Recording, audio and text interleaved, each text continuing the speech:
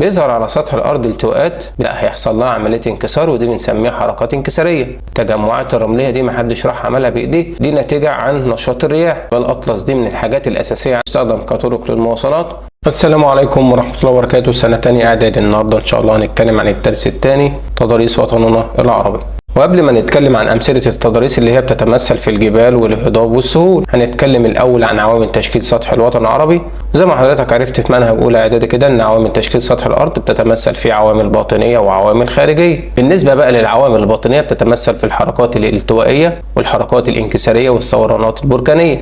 بالنسبة للحركات الالتوائية هي حركات باطنية أدت إلى تكوين سلاسل جبلية مرتفعة نتيجة لوجود ضغط في باطن الأرض. زي ما عرفت في منهج أولى إعدادي بيظهر على سطح الأرض التواءات بتكون زي ما هنعرف في اللي جاي حاجة اسمها جبال التوائية زي ما موجود قدامك في الصورة. يبقى تعريف الحركات الالتوائية بنقول هي حركات باطنية أدت إلى تكوين سلاسل جبلية مرتفعة. طيب بالنسبة للحركات الانكسارية هي حركات باطنية برضك أصابت الصخور الصلبة فأدت إلى ارتفاع بعضهم مكونا جبال وانخفاض بعضهم مكونا بحار.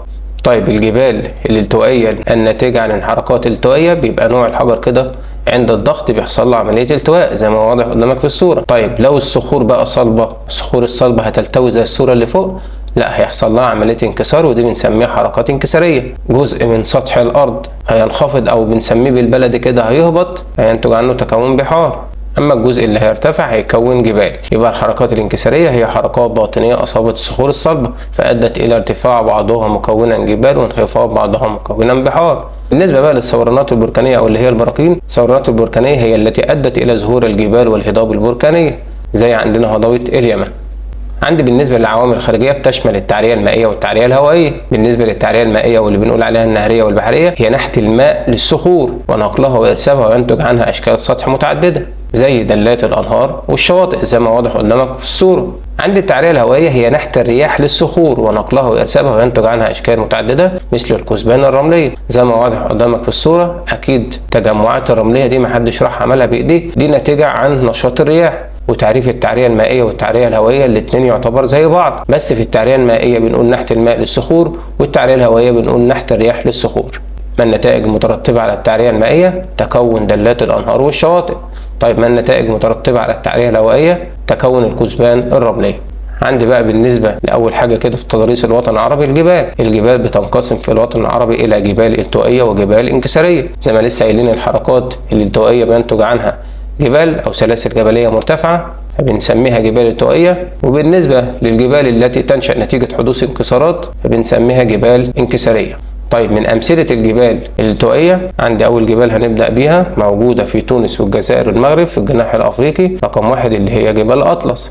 جبال أطلس جبال التوائية بتمتد في 3 دول عربية اللي هي تونس والجزائر والمغرب، بتمتد من الغرب للشرق وتحصر بينها هضبة الشطوط. جبال أطلس دي من الحاجات الأساسية عندك في سؤال الخريطة في الامتحان، احفظ مكانهم. لقيت في تظليل ما بين دولة تونس والجزائر والمغرب في الشمال زي ما واضح قدام حضرتك، وقال لك جبال ايه دي؟ جبال أطلس. طيب قال لي هضبة كده موجودة في الجزائر أو موجودة ما بين جبال أطلس زي ما واضح قدامك على الخريطة برضك اللي هي هضبة الشطوط. عندي غير جبال أطلس بقى من أمثلة الجبال التوائية اللي احنا قلنا عليهم في حدود الوطن العربي في الشمال الشرقي. تعالى معايا كده عند الجزء الآسيوي فوق في الشمال جبال كردستان رقم 2 وجبال زاجروس، ودي من أمثلة الجبال التوائية. هتنزل تحت شوية في نفس الصف كده عند عمان رقم 4 اللي هي جبال عمان. يبقى بقى بالنسبة للجبال التوائية سؤالها أكيد في الامتحان تملي بيسأل كده عن أمثلة الجبال التوائية وأمثلة الجبال الانكسارية. نحفظهم مع بعض بالطريقة دي: عمان كردستان أطلس زاجروس، عمان كردستان أطلس وزاجروس.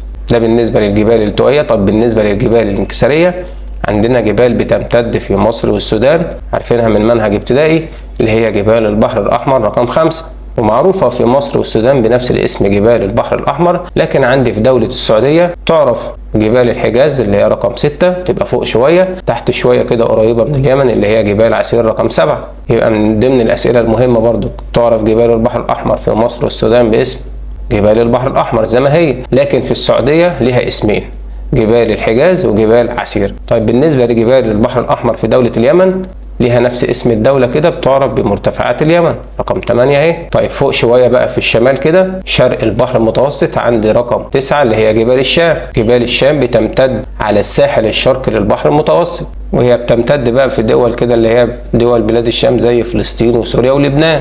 تحصر بينها سهول تجري بها أنهار زي نهر الليطاني في لبنان والعاصي في سوريا. يبقى من أمثلة الأنهار اللي بتجري في جبال الشام عندي الليطاني في لبنان والعاصي في سوريا. نحفظهم كده: ليطاني لبناني عاصي سوري، ليطاني لبناني عاصي سوري. أمثلة الجبال يا شباب نركز عشان ساعات بيجي عليها كده أسئلة وضح أوجه التشابه والاختلاف. مثلا يقول لي ما بين جبال أطلس وجبال البحر الأحمر هما الاتنين مثلا شبه بعض في إيه؟ إن كلاهما جبال توجد في الجناح الأفريقي. طيب ايه الاختلاف؟ الاختلاف هنا هيبقى في النوع. جبال اطلس جبال التوائية، جبال البحر الاحمر جبال انكسارية. في سؤال الحصة هسألك سؤال زي ده، فركز بقى حضرتك في الفروقات اللي ما بينهم او التشابهات اللي ممكن تكون موجودة ما بينهم. عندي اللي بعد كده بقى بالنسبة للهضاب. الهضاب بتنقسم في الوطن العربي الى هضاب الجناح الافريقي وهضاب الجناح الاسيوي. بالنسبة لهضاب الجناح الافريقي عندي هضبة افريقيا الشمالية، وهي اكبر ظاهرة تضاريسية من حيث المساحة في الوطن العربي. زي ما حضرتك شايفها كده في الخريطة، بتمتد من جبال البحر الاحمر شرقا الى المحيط الاطلنطي غربا. وتعد هضبة الشطوط من اهم مظاهرها. انا عندي بالنسبه لهضبه الشطوط تحفظ ليها حاجتين، ان هي تنحصر بين جبال اطلس، موجوده وسط جبال اطلس، وهي جزء من هضبه افريقيا الشماليه او من اهم مظاهر هضبه افريقيا الشماليه. عندي بالنسبه لهضاب الجناح الاسيوي عندي في الوسط، ودي بتيجي كتير قوي في الامتحان، اللي هي هضبه نجد. طيب في الشمال هضبه باديه الشام، وفي الجنوب هضبه حضرموت. تركز بقى الثلاثة سهلين وبيتكرروا، بس أهمهم أو أكثرهم تكرارا هضبة نجد موجودة في الوسط. في الجنوب ما بين عمان واليمن هضبة حضرموت، وفي الشمال عند بلاد الشام هضبة بادية الشام. يبقى أنا عندي كده في شرق البحر المتوسط جبال الشام وهضبة بادية الشام. عندي موجود على سطح الهضاب بالوطن العربي العديد من الظاهرات الطبيعيه، زي ايه بقى؟ زي الواحات والاوديه الجافه والسهول بانواعها. بالنسبه للواحات حضرتك عارفها من قبل كده، ان هي ارض منخفضه في الصحراء صالحه للحياه وتعتمد على المياه الجوفيه من الابار والعيون. لو قال لك ما المقصود بالواحات تعريف سهل، هتقول له بكل بساطه كده ارض في الصحراء صالحه للحياه تعتمد على المياه الجوفيه.